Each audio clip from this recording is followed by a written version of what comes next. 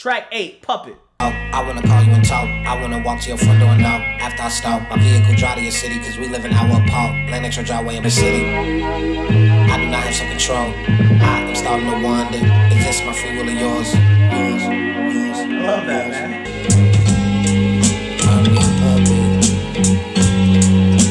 Now, if this doesn't scream goddamn 70s sad boy hours like that, I don't know what. This literally screams 70s sad boy hours. 70s, 1970s sad boy hours. That's what I mean by that.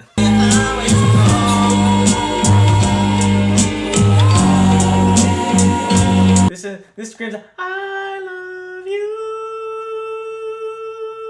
La la la la la la la la. Means I love you. This shit tight. This shit tight. A to B's now something that I hate to see. A to Z now son, I'm on a cake and breathe. For the thorn, I just know and I'ma take a breathe. Nigga Yang? That's my nigga Yang, the GOAT, nigga. The GOAT, arigato gozaimasu.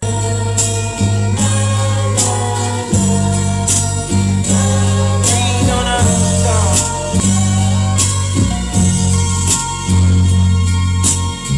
So I'll put together the concept a little later, but right now, man, we just enjoying these vibes. But I like that Puppet track. Having Kanye is all. Kanye always in your feature.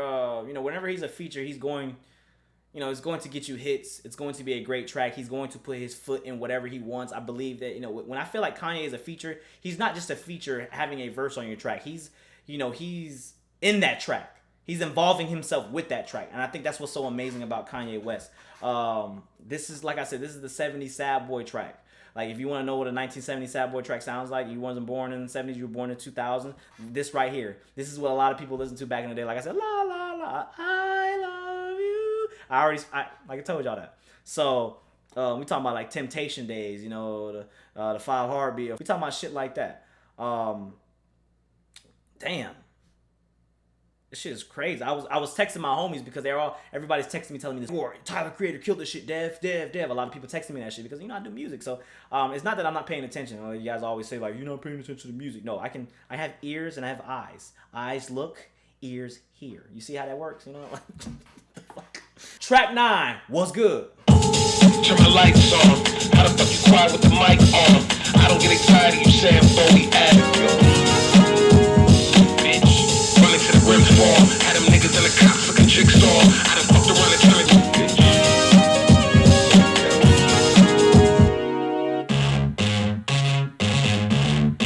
I sit it live. I sit it live. Okay, my nigga. Nigga not knowing now. I'm 101 and they some hella killer ass niggas. And I got my eyes open now. I see the.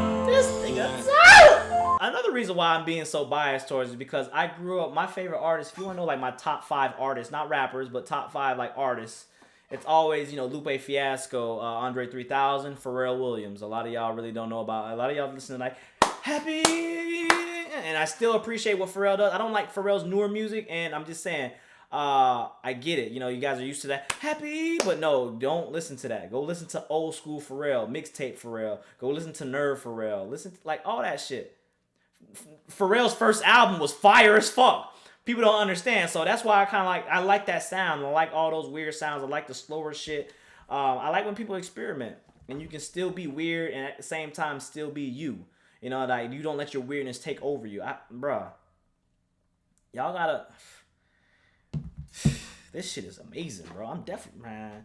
Track 10, Gone, Slash. Thank you. I needed a slash in a minute. Felt like summer.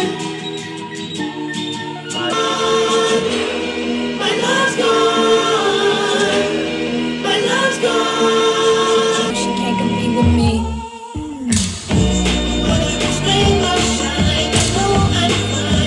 Front door, knock. I'm not shocked. I bought this on me. It's my fault. You gon' leave. Listen, talk. See the weatherman told me it wasn't rain.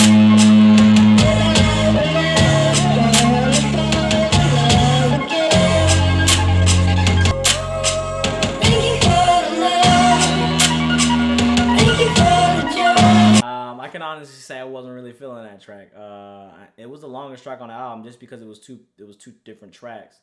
I didn't like the first. I definitely didn't like Gone Gone. Gone Gone did not hit me at all. It didn't resonate with me well. But Thank You, I definitely can vibe to Thank You. I probably have to listen to that in the car.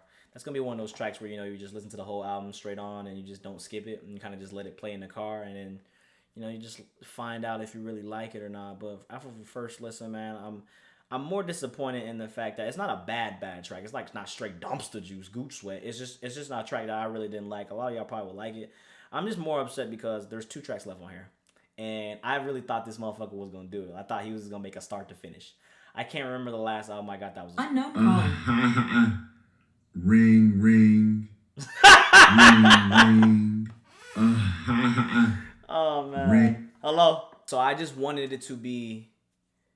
I haven't thought about it the last time I heard an album that was from start to finish that was just fire, no skips, and I mean purely to me, no skips.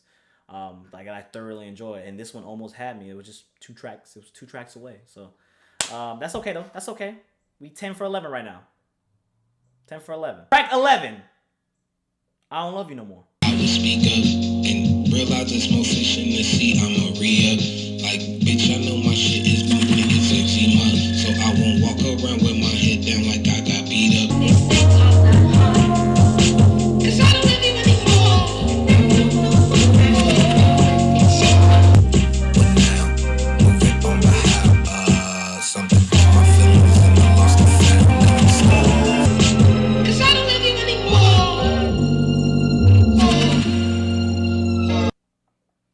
Maybe I spoke a little too soon. Hold on. Maybe I spoke a little too soon because that's back-to-back tracks.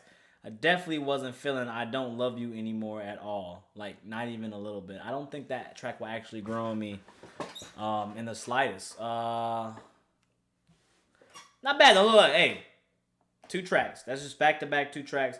But I didn't like I Don't Love You anymore. I see what direction he was going in. I see the message he was going with there. Just didn't feel like... I feel like the sounds were all over the place and not in a good way. And the last track we got is Are We Still Friends?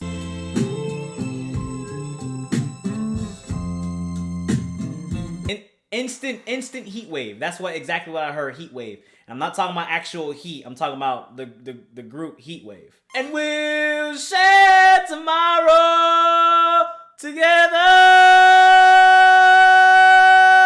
Y'all know that song right there? I be hitting them notes though, but y'all know that song right there, man. Like, if y'all don't know who Heat Wave is, y'all need to check it. Always and Forever. This is what the song instantly reminded me of.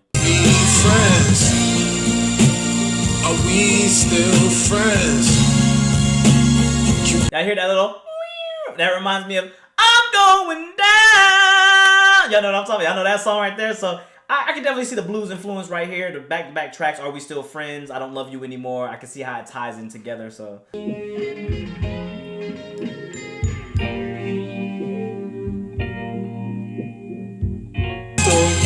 I go through all the God in this matrix? Turn the way you play it. You made it to be a That's my nigga Cutalicious. That's my nigga Cutalicious. it's the friend. It's the one. Or is that nigga Frank? It's either Cuddy or Frank, one or the other. Oh, hold on. It sound like Cuddy, but it also sound like Frank. Get in the comment box below. Let me know who it is.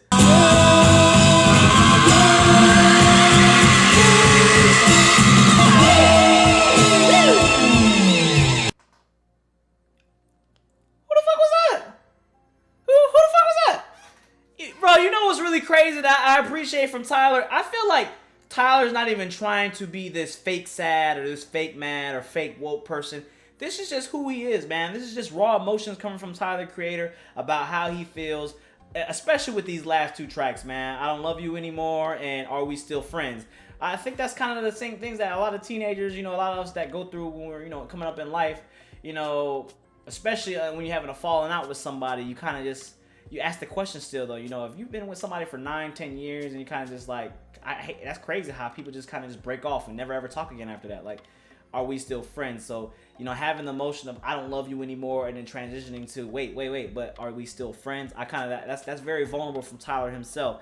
And then just having different sounds in that or different, like, I felt like there was kind of just different directions he was going in that last track. I felt a lot of blues, a lot of soul. Like I said, the track reminded me of Heat Wave. Then it reminded me of I'm going down. I don't want to hit the notes right now. And then at the end, you hear with the screams of that's something Prince would hit. That's kind of the Prince notes.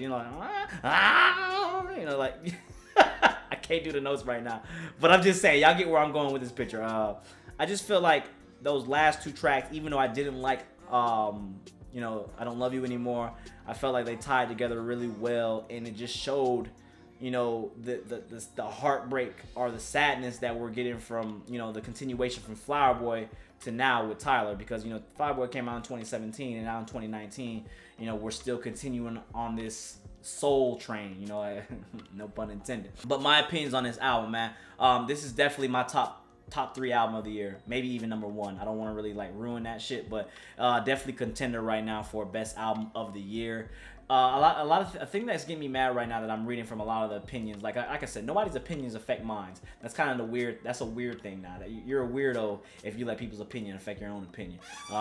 Be yourself, have your own opinion. But one thing that I'm really noticing between the music community is a lot of people saying this is trash, but their reasoning is very invalid, at least to me, because they're trying to critique this or listen to this as if it is a rap album. They're trying to go into it, trying to listen to, I don't like the one quote on Twitter I saw, his lyricism just isn't there. Yes, I love his creativeness, but there's just no lyrical content. I think the content is really in the sounds, in the vibes. That's the content of this album right here. It's just something that you really feel. Blues is something that you really feel. Like that last track that we just got, the Friends track, Are We Still Friends? That's a very heartfelt track. That's something that you just have to feel. That's something that you have to have in your heart. It's just you have to have an appreciation for sounds. I think people just, put rap into this pedestal, and they just overlook other genres. Just because, a lot of people say country is trash. Country is not trash. I mean, it's to each their own. There's some country, everybody didn't get mad at Lil Nas when he was doing his shit. So it's kind of just, you got to think about it, man. When you're listening to music, you have to put your mindset and your mode or even your taste into a different genre. You can't go into a rock album. You can't go into Korn thinking you're going to listen to a rap, you're finna get the bars of life. That's just not what you're going to get. You can't go into a Linkin Park album thinking that you're about to get the most lyrical bars ever that you ever heard, topping your favorite artists like Eminem or MF Doom. Whoever you want to compare, that is your best lyricist, Lupe Fiasco. You're not going to get that when you're listening to albums like this. This is not a rap album. And the reason why it's the album of the year is because it sounds so complete. It sounds so good. It just sounds like Tyler took his time with this, and him already being a creative artist matched with time. He masterpiece 11 tracks to me, or 10 and a half tracks, because I didn't like 1.5 tracks on here, which was, they were back to back. So I feel like his intro was hella strong. The way he ended the album was also very strong. And I think that you just can't overlook how sincere this album is. This man is being very vulnerable to us, continuing on from what he did in Flower Boy, and everybody loved that Flower Boy album. It was critically acclaimed. And now he makes this album right here, which is very different, having an old school funk soul, all that blues, and then still keeping a modern sound to it. I think that's the problem with a lot of artists. They don't understand that timeless music will be timeless. Classics will be classics. There's a reason why all that 70s shit is still here. There's a reason why people kids like me or young adults like me still enjoy what our fathers were listening to, because that shit is timeless. So when you get into figuring out how we're gonna make this shit sound good for the next 100 years, I think Tyler is trying to create that. And again, I compared him to Eminem earlier in the video, saying that the reason is that Eminem will be a top 5, top 10 artist in most people's top 10 Mount Rushmores, whatever. But my problem is with Eminem in these last 3 albums was, yes, they've been very lyrical, but they've been lackluster sonically. Yes, you're saying the realest shit ever, but it does not sound good.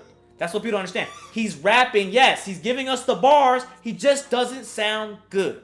Comes off very angry, comes off as a middle-aged, adult who just is angry, and there's nothing that's really sonically pleasing. The beats aren't really good.